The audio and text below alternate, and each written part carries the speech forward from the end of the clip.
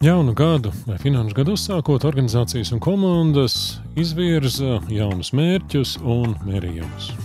Tā viss būtu vienkārši, bet dažkārt tie, kuriem tie mērķi ir jāizvirza un tie, kuriem tie mērķi ir jāsasniedz, viņiem savā starpā mēdz būt grūtības vienoties par kādu apusēji saprotamu un pieņemamu mērķu un mērījumu un formulējumu.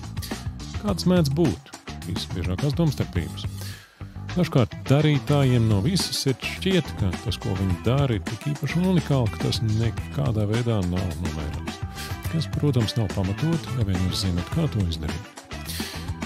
Jau nopietnāk saruna raisās, kad cilvēki diskutē par to, ko mērīt un kā mērīt, vai kāpēc mērīt un ko nemērīt. Daudz laika tiek tērēts, diskutējot par to, kāda mērķi ir sasniedzama vai nav sasniedzama, bet brīžiem aizmirst tiek tas, ko tad prasa vai kas ir jāizdara, lai sasniegtu arī patiesi izaicinošus mērķus.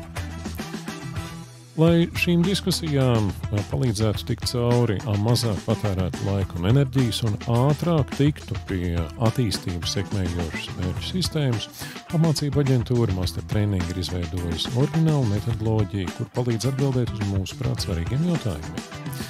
Kā izmērīt arī šķietami nemērāmas lietas? Kāpēc un kā mērīt aktivitātes, rezultātus un kapacitātes? Kādos gadījumos un kā izvēlēties pakāpeniskas attīstības mērķus, bet kad un kādā veidā tēmēt uz straujākas attīstības mērķiem? Mērķu izvēle un formulējums ir patiesi svarīgs mirklis. Viens vārds te formulējumā, viens izvēlēts vai izlaists rādījums var pilnībā mainīt komandas rīcības, mērķu sasniegšanai nepieciešamos resursus un gala beigās arī jūsu darbības rezultātus.